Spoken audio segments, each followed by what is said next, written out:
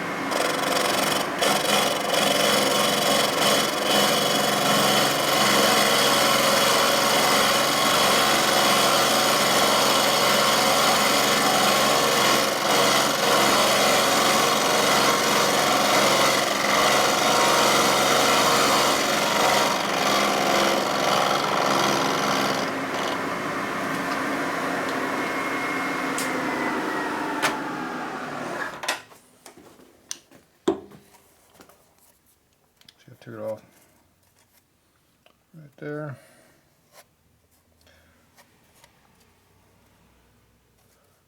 Come back and do a little smoother job. Took off the heavy stuff anyway. We're still hitting it.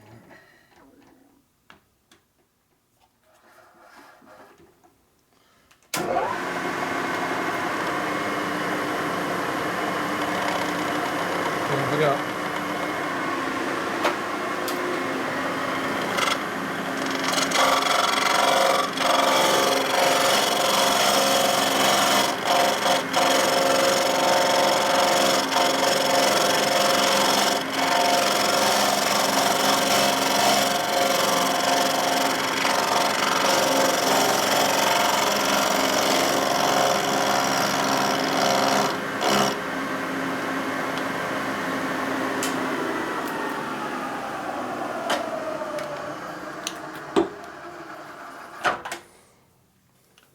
See how smooth that is?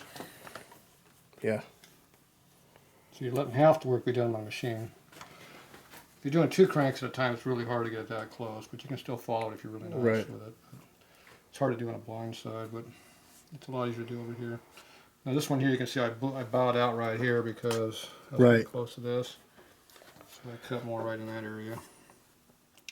So if we're going to hit on a chain, it's going to be up in here. But see, usually